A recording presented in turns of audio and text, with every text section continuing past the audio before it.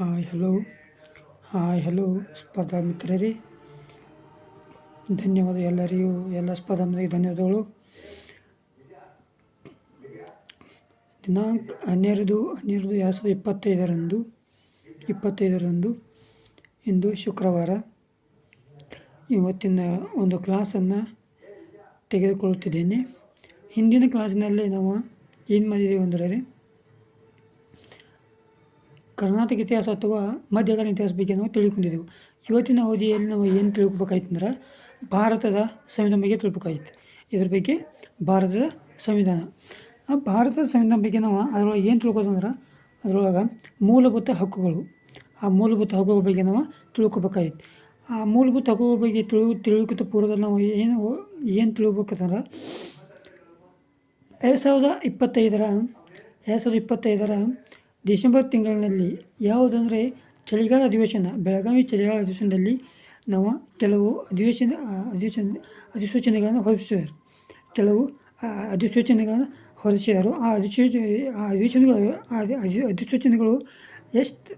2 ಲಕ್ಷ ಅಧಿಸೂಚನೆಗಳನ್ನು ಸರ್ಕಾರಿ ಹುದ್ದೆಗಳನ್ನು ಈಗ ಸದ್ಯದಾಗ ಬಿಡುಗಡೆ ಮಾಡಬೇಕಂತ ತಾತ್ಕಾಲಿಕವಾಗಿ ಸೇರ್ಪಡೆ ಮಾಡಿದ್ದಾರೆ. ಪ್ರಿಯ ಸ್ಪರ್ಧಾ ಮಿತ್ರರೇ, ನಿಮಗೆಲ್ಲರಿಗೂ ನನ್ನ ಕ್ಲಾಸನ್ನು ಈಗ ಹೇಳಲು ಬಯಸುತ್ತೇನೆ. ಆ ಕ್ಲಾಸ್ ಯಾವುದಂದ್ರೆ ಸಂವಿಧಾನ. ಯಾವ ಸಂವಿಧಾನ ಅಂದರೆ ಭಾರತದ ಸಂವಿಧಾನ. ಭಾರತದ ಸಂವಿಧಾನ ಬಗ್ಗೆ ಮೊದಲನೇದಾಗಿ ಅದರಾಗ ಏನು ನಮಗೆ ಬೇಕಂದ್ರೆ ಮೂಲಭೂತ ಹಕ್ಕುಗಳು.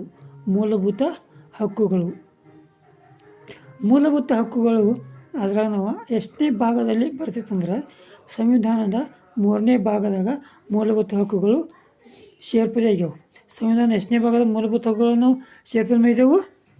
3ನೇ ಭಾಗದಾಗ ಸಂವಿಧಾನ ಮೂಲಭೂತ ಹಕ್ಕುಗಳನ್ನು ಸೇರ್ಪಡೆ ಮಾಡಿದೆವು. ಈ ಮೂಲಭೂತ ಹಕ್ಕುಗಳನ್ನು ಎಷ್ಟರಿಂದ ಎಲ್ಲಿಯವರೆಗೆ ನಾವು ಎಲ್ಲಿಯವರೆಗೆ ನಾವು ಕರಿಬೋದು ಅಂದ್ರೆ 12ನೇ ವಿಧಿಯಿಂದ 35 ವಿಧಿಯವರೆಗೆ ನಾವು ಮೂಲಭೂತ ಹಕ್ಕುಗಳನ್ನು ನಾವು ಕಾಣಬಹುದು. ಎಷ್ಟನೇ ವಿಧಿ ಅಂದ್ರೆ 12ನೇ ವಿಧಿಯಿಂದ 35ನೇ ವಿಧಿ. 12ನೇ ವಿಧಿಯಿಂದ 35ನೇ ವಿಧಿಯೊಳಗೆ ನಾವು ಸಂವಿಧಾನದ ಮೂಲಭೂತ ಹಕ್ಕುಗಳನ್ನು ನಾವು ಕಾಣಬಹುದು. ಆ ಮೂಲಭೂತ ಹಕ್ಕುಗಳನ್ನು ನಾವು ಎದರ ಮುಖಾಂತರ ನಾವು ಯಾವ ಎರವಲಾಗಿ ಪಡೆದುಕೊಂಡೆವು ಅಂದ್ರೆ ಅಮೇರಿಕ ಸಂಯುಕ್ತ ಸಂಸ್ಥಾನದಿಂದ ಪಡೆದುಕೊಂಡೆವು. ಯಾವ ಎರವಲದ? ಅಮೇರಿಕ ಸಂಯುಕ್ತ ಸಂಸ್ಥಾನದಿಂದ ನಾವು ಅದನ್ನು ಪಡೆದುಕೊಂಡಿದ್ದೆವು. ಈ ಸಂವಿಧಾನದಾಗ ಮೂಲಭೂತ ಹಕ್ಕುಗಳನ್ನು 3ನೇ ಭಾಗವನ್ನು, ಈ ಸಂವಿಧಾನದ ಮೂಲಭೂತ ಹಕ್ಕನ್ನು ನಾವು ಏನಂತ ಕರೆದೆವು ಅಂದ್ರೆ ಭಾರತದ ಮ್ಯಾಗ್ನಾ ಕಾರ್ಟಾ. ನಾವು ಯಾವುದು ಕರೆದೆವು? ಮೂಲಭೂತ ಹಕ್ಕುಗಳನ್ನು ನಾವು ಭಾರತದ ಮ್ಯಾಗ್ನಾ ಕಾರ್ಟಾಗಿ ಕರೆದಿದ್ದೆವು. ಮೂಲಭೂತ ಹಕ್ಕುಗಳನ್ನು ವ್ಯಕ್ತಿಗಳ ಆಳ್ವಿಕೆಯ ಬದಲಾಗಿ ಕಾನೂನಿನ ಅಧಿಪತ್ಯವನ್ನಾಗಿ ಸ್ಥಾಪಿಸುವ ಉದ್ದೇಶ ಹೊಂದುವುದು. ನಾವು ವ್ಯಕ್ತಿಗಳ ಆಳ್ವಿಕೆಯ ಬದಲಾಗಿ ಕಾನೂನಿನ ಅಧಿಪತ್ಯವನ್ನು ಸ್ಥಾಪಿಸುವ ಉದ್ದೇಶ ಹೊಂದುವುದು. ಮೂಲಭೂತ ಹಕ್ಕುಗಳನ್ನು ನಾವು ರಾಜಕೀಯ ಪ್ರಭುತ್ವ ಸ್ಥಾಪನೆಗೆ ಸಹಕಾರಿಯಾಗಿದೆ. ನಾವು ವ್ಯಕ್ತಿಗಳ ಆಳ್ವಿಕೆ ಬದಲಾಗಿ ಕಾನೂನಿನ ಅಧಿಪತ್ಯ ಯಾವ ಥರ ಇರಬೇಕು? ರಾಜಕೀಯ ಪ್ರಭುತ್ವವಾಗಿ ನಾವು ಅದನ್ನ ಸ್ಥಾಪನೆ ಮಾಡಬೇಕಾಗಿತ್ತು. ನೆಕ್ಸ್ಟ್, ಮೂಲಭೂತ ಹಕ್ಕುಗಳು ಸಂವಿಧಾನದಲ್ಲಿ ಕಂಡುಬರುವ ಇತರೆ ನ್ಯಾಯರಕ್ಷಿತವಲ್ಲದ ಹಕ್ಕುಗಳಿಗಿಂತ ಭಿನ್ನವಾಗ್ಯವು. ಮೂಲಭೂತ ಹಕ್ಕುಗಳು ಸಂವಿಧಾನದ ಇತರೆ ನ್ಯಾಯರಕ್ಷಿತವಲ್ಲದ ಹಕ್ಕುಗಳಿಗಿಂತ ಭಿನ್ನವಾಗ್ಯವು. ಮೂಲಭೂತ ಹಕ್ಕುಗಳು 32ನೇ ವಿಧಿ ಅಡಿಯಲ್ಲಿ ಸುಪ್ರೀಂ ಕೋರ್ಟ್ನಲ್ಲಿ ಮತ್ತು 226ನೇ ವಿಧಿ ಹೈಕೋರ್ಟ್ ಮುಖಾಂತರ ಇದನ್ನು ನಾವು ಮೊರೆ ಹೋಗ್ಬೋದು. 32ನೇ ಮುಖಾಂತರ ಎಲ್ಲಿ ಹೋಗ್ಬೋದು? ಸುಪ್ರೀಂ ಕೋರ್ಟ್ಗೆ ಹೋಗ್ಬೋದು. 226ನೇ ವಿಧಿ ಮುಖಾಂತರ ಎಲ್ಲಿ ಹೋಗ್ಬೋದು? ಹೈಕೋರ್ಟ್ ಮುಖಾಂತರ ನಾವು ಮೊರೆ ಹೋಗ್ಬೋದು. ಕೆಲವು ಮೂಲಭೂತ ಹಕ್ಕುಗಳಿದಾವೆ ಭಾರತ ಸಂವಿಧಾನದಾಗ. ಕೆಲವು ಮೂಲಭೂತ ಹಕ್ಕುಗಳಿದಾವೆ. ಎಷ್ಟು ಮೂಲಭೂತ ಹಕ್ಕುಗಳನ್ನು ಮಾಡಿದೆವು ಅಂದ್ರೆ 6 ಮೂಲಭೂತ ಹಕ್ಕುಗಳನ್ನಾಗಿ ನಮ್ಮ ಮಾಡಿದೆವು. ಮೊದಲನೇದಾಗಿ ಸಮಾನತೆ ಹಕ್ಕು. 14ರಿಂದ 18 ವಿಧಿ.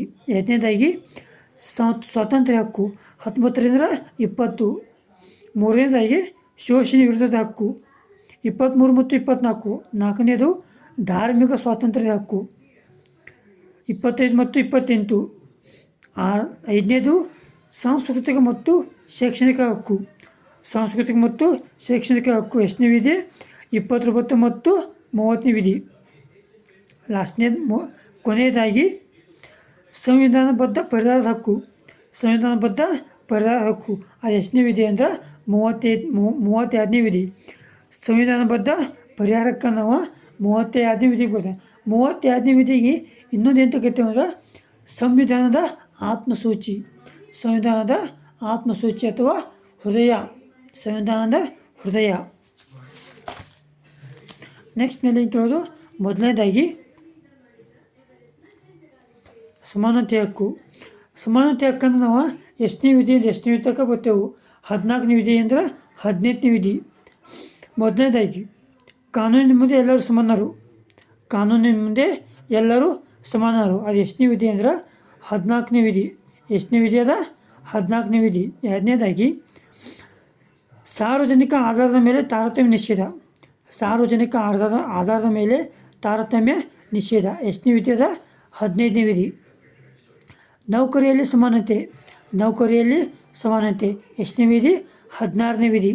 ಅಸ್ಪೃಶ್ಯತೆ ನಿವಾರಣಾ ಕಾಯ್ದೆ 17ನೇ ವಿಧಿ. ಬಿರುದುಗಳ ರದ್ದತಿ ಎಷ್ಟನೇ ವಿಧಿ 18ನೇ ವಿಧಿ. ವಾಕ್ ಮತ್ತು ಅಭಿವ್ಯಕ್ತಿ ಸ್ವಾತಂತ್ರ್ಯ ಎಷ್ಟನೇ ವಿಧಿ 19ನೇ ವಿಧಿ. ಅಪರಾಧಗಳಿಗೆ ಶಿಕ್ಷೆ ನೀಡುವ ರಕ್ಷಣೆ ಎಷ್ಟನೇ ವಿಧಿ 20ನೇ ವಿಧಿ. ಜೀವಿಸುವ ಹಕ್ಕು ಕಾಯ್ದೆ ಎಷ್ಟನೇ ವಿಧಿ ಇದೆ 21ನೇ ವಿಧಿ. ಶಿಕ್ಷಣ ಕಾಯ್ದೆ ಎಷ್ಟನೇ ವಿಧಿ ಇದೆ 21A ವಿಧಿ. 21A ವಿಧಿ ಶಿಕ್ಷಣ ಕಾಯ್ದೆ.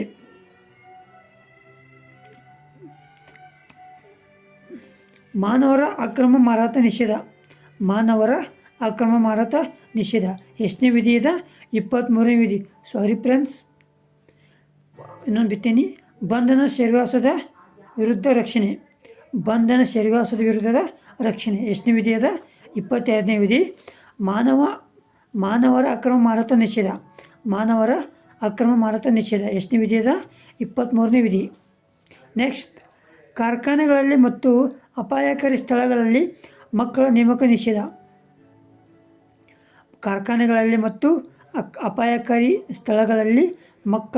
ನಿಷೇಧ. ಇದು ಎಷ್ಟನೇ ವಿಧಿ ಅಂದ್ರೆ 24ನೇ ವಿಧಿ. 24ನೇ ವಿಧಿ ಎದ್ರ ಬಗ್ಗೆ ಹೇಳಿದ್ರೆ ಬಾಲ ಕಾರ್ಮಿಕ ಪದ್ಧತಿ ಬಗ್ಗೆ ನಿಷೇಧ. ಬಗ್ಗೆ 24ನೇ ವಿಧಿ ಹೇಳ್ತೈತಿ. ನೆಕ್ಸ್ಟ್, ಆತ್ಮಸಾಕ್ಷಿಗೆ ಸರಿಹೊಂದುವ ಧರ್ಮವನ್ನು ಪಾಲಿಸುವ ಸ್ವಾತಂತ್ರ್ಯ. ಆತ್ಮಸಾಕ್ಷಿಗೆ ಧರ್ಮವನ್ನು ಪಾಲಿಸುವ ಮತ್ತು ಸ್ವಾತಂತ್ರ್ಯ ಎಷ್ಟನೇ ವಿಧಿ ಇದೆ 25ನೇ ವಿಧಿ. ಇನ್ನು 26ನೇ ವಿಧಿ ಏನಿರ್ತಂದ್ರೆ ಧಾರ್ಮಿಕ ವಿದ್ಯಮಾನಗಳ ನಿರ್ವಹಣಾ ಸ್ವಾತಂತ್ರ್ಯ. ಎಷ್ಟನೇ ವಿಧಿ ಇದೆ 26ನೇ ವಿಧಿ. ನೆಕ್ಸ್ಟ್, ಒಂದು ನಿರ್ದಿಷ್ಟ ಧರ್ಮದಿಂದ ಪೋಷಣೆಗಾಗಿ ತೆರಿಗೆ ಪಾವತಿಸುವುದು ಸ್ವಾತಂತ್ರ್ಯ. ಒಂದು ನಿರ್ದಿಷ್ಟ ಧರ್ಮದಿಂದ ಪೋಷಣೆಗಾಗಿ ತೆರಿಗೆ ಪಾವತಿಸುವ ಸ್ವಾತಂತ್ರ್ಯ ಎಷ್ಟನೇದ 27ನೇ ವಿಧಿ. 27ನೇ ವಿಧಿ. ನೆಕ್ಸ್ಟ್ 27ನೇ ವಿಧಿಯೊಳಗೆ ಇನ್ನೊಂದು ಯಾವುದಂದ್ರೆ ಧಾರ್ಮಿಕ ಬೋಧನೆ ಸ್ವಾತಂತ್ರ್ಯ. ಅಂದ್ರೆ ಖಾಸಗಿ ಶಾಲೆಗಳಲ್ಲಿ ಧಾರ್ಮಿಕ ಬೋಧನೆ ಮಾಡ್ಬೋದು ಅಥವಾ ಸರ್ಕಾರಿ ಶಾಲೆಗಳಲ್ಲಿ ಧಾರ್ಮಿಕ ಬೋಧನೆ ಮಾಡುವುದಿಲ್ಲ. ಅಂದ್ರೆ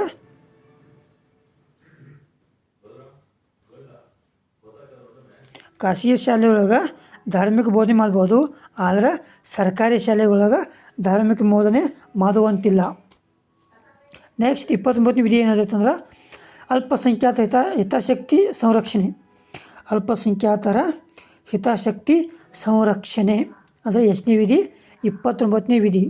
ನೆಕ್ಸ್ಟ್, ಶೈಕ್ಷಣಿಕ ಸಂಸ್ಥೆಗಳನ್ನು ಸ್ಥಾಪಿಸುವುದು ಮತ್ತು ಆಡಳಿತ ನಡೆಸುವ ಅಲ್ಪಸಂಖ್ಯಾತರ ಸಂರಕ್ಷಣೆ. ಶೈಕ್ಷಣಿಕ ಸಂಸ್ಥೆಗಳನ್ನು ಸ್ಥಾಪಿಸುವುದು ಮತ್ತು ಆಡಳಿತ ನಡೆಸುವ ಅಲ್ಪಸಂಖ್ಯಾತರ ಸಂರಕ್ಷಣೆ.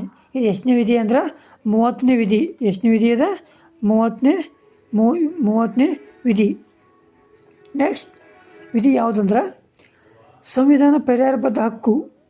ಸಂವಿಧಾನ ಪರ್ಯಾಯಬದ್ಧ ಹಕ್ಕು ಎಷ್ಟನೇ ವಿಧಿ ಅಂದರೆ ಇದು 32ನೇ ವಿಧಿ. ಇದಕ್ಕೆ ಇನ್ನೊಂದು ಎಂತ ಕರೀತಾರೆ ಅಂದ್ರೆ ಸಂವಿಧಾನದ ಆತ್ಮ ಅಥವಾ ಹೃದಯ. ಸಂವಿಧಾನದ ಆತ್ಮ ಮತ್ತು ಹೃದಯ ಎಷ್ಟನೇ ವಿಧಿ ಇದೆ? 32ನೇ ವಿಧಿ. ಸಂವಿಧಾನದ 6 ಮೂಲಭೂತ ಹಕ್ಕುಗಳ ಬಗ್ಗೆ ನಾವು ತಿಳ್ಕೊಂಡಿದ್ದೆವು. ಸಂವಿಧಾನದ 6 ಮೂಲಭೂತ ಹಕ್ಕುಗಳ ಬಗ್ಗೆ ನಾವು ತಿಳ್ಕೊಂಡಿದ್ದೆವು. ನೆಕ್ಸ್ಟ್ ಇದರೊಳಗೆ ಯಾವುದಂದ್ರೆ ಸಂವಿಧಾನದ ರೀತಿಗಳು. ಸಂವಿಧಾನದ ರೀತಿಗಳು ಎಷ್ಟು ಇದಾವೆ ಅಂದರೆ 5 ಇದಾವೆ. ಸಂವಿಧಾನ ರೀತಿಗಳು ಎಷ್ಟು ಇದಾವೆ ಅಂದ್ರೆ 5 ಇದಾವೆ. ಅದರ ಮೊದಲನೇದಾಗಿ ಯಾವುದು ಅಂದ್ರೆ ಹೇಬಿಯಸ್ ಕಾರ್ಪಸ್. ಹೇಬಿಯಸ್ ಕಾರ್ಪಸ್ ಅಂದ್ರೆ 24 ಗಂಟೆ. 24 ಗಂಟೆ ಅಂದ್ರೆ ಒಬ್ಬ ವ್ಯಕ್ತಿನ ನಾವು ಅರೆಸ್ಟ್ ಮಾಡಿದೆವು ಅಂದ್ರೆ ಆ ವ್ಯಕ್ತಿನ ನಾವು ಅರೆಸ್ಟ್ ಮಾಡಿದ 24 ಗಂಟೆ ಒಳಗೆ ಅವನ್ನ ಏನು ಮಾಡಬೇಕು? ಕೋರ್ಟಿಗೆ ಹಾಜರುಪಡಿಸ್ಬೇಕು. ಆ ವ್ಯಕ್ತಿನ ನಾವು ಅರೆಸ್ಟ್ ಮಾಡಿದೆವು ಅಂದ್ರೆ ಅರೆಸ್ಟ್ ಮಾಡಿದ 24 ಗಂಟೆ ಒಳಗೆ ನಾವು ಏನು ಮಾಡಬೇಕು? ಆ ವ್ಯಕ್ತಿಯನ್ನು ನಾವು ಕೋರ್ಟಿಗೆ ಹಾಜರುಪಡಿಸ್ಬೇಕು. ನೆಕ್ಸ್ಟ್ ಎರಡನೇದು ಯಾವುದಂದ್ರೆ ಮ್ಯಾಂಡಮಸ್ ಅಂದರೆ ಪರಮಾಧಿಕಾರ. ನೆಕ್ಸ್ಟ್ ಮೂರನೇದ ಪ್ರೊಹಿಬಿಷನ್ ಅಂದರೆ ತೀರ್ಪು ನೀಡಿದ ಮೊದಲು. ತೀರ್ಪು ನೀಡೋಕ್ಕಿಂತ ಪೂರ್ವದಾಗ ಆ ವ್ಯಕ್ತಿಯನ್ನು ನಾವು ಕೋರ್ಟಿಗೆ ಹಾಜರುಪಡಿಸ್ಬೇಕು. ಅದಕ್ಕೆ ಏನಂತಾರೆ ಅಂದ್ರೆ ಪ್ರೊಹಿಬಿಷನ್. ನಾಲ್ಕನೇದ ಕೋವಾರೆಂಟ್ ಅಂದ್ರೆ ಅಕ್ರಮ ಹುದ್ದೆ. ಅಕ್ರಮ ಹುದ್ದೆ ಅಂದ್ರೆ ಯಾವುದೇ ವ್ಯಕ್ತಿ ತನ್ನ ಕಾನೂನು ಮುಖಾಂತರ ಅವ ಡಾಕ್ಯುಮೆಂಟ್ ಅಂದ್ರೆ ಸರಿಯಾದ ಮಾಹಿತಿಯನ್ನು ಕೊಡಲಿಕ್ಕಂತರ ಆ ವ್ಯಕ್ತಿಯನ್ನು ನಾವು ಏನು ಮಾಡ್ಬೋದು? ಆ ವ್ಯಕ್ತಿಯನ್ನು ನಾವು ಬಂಧನಕ್ಕೆ ಒಳಪಡಿಸಿ ಕೋರ್ಟಿಗೆ ಹಾಜರುಪಡಿಸ್ಬೇಕು. ಆ ವ್ಯಕ್ತಿ ಸರಿಯಾಗಿ ಆ ಮಾಹಿತಿಗಳನ್ನು ಇದು ಮಾಡಿದಂದ್ರೆ ಆ ವ್ಯಕ್ತಿಯನ್ನು ಆ ಕೋರ್ಟಿಗೆ ಹಾಜರುಪಡಿಸುವಂತಿಲ್ಲ. ನೆಕ್ಸ್ಟ್ ಐದನೇದು ಯಾವುದಂದ್ರೆ ಸರ್ಶಿಯರರಿ. ಸರ್ಶಿಯರರಿ ಅಂದರೆ ತೀರ್ಪು ನೀಡಿದ ನಂತರ. ಇವು ಹೇಬಿಯಸ್ ಕಾರ್ಪಸ್ ಆಗಿರ್ಬೋದು, ಮ್ಯಾಂಡಮಸ್ ಆಗಿರ್ಬೋದು, ಪ್ರೊಹಿಬಿಷನ್ ಆಗಿರ್ಬೋದು, ಕೋವಾರೆಂಟ್ ಇರ್ಬೋದು. ಇವು 4ಕ್ಕೂ ಅನ್ವಯ ಆಗೋದು ಯಾವುದು ಅಂದರೆ ಸರ್ಶಿಯರರಿ. ಇವು ಎಲ್ಲ ಅಪ್ಲೈ ಆಗೋದ ತೀರ್ಪು ನೀಡಿದ ನಂತರ ಆ ವ್ಯಕ್ತಿಯನ್ನು ನಾವು ಏನು ಮಾಡಬೇಕು? ಅಪರಾಧಿ ಅದಾನೋ ಇಲ್ಲೋ. ಅಪರಾಧಿ ಇದ್ದಂದ್ರೆ ಕೋರ್ಟಿಗೆ ಹಾಜರುಪಡಿಸಿ ಅವನ ಬಂಧನ ಕೊಡ್ಬೋದು.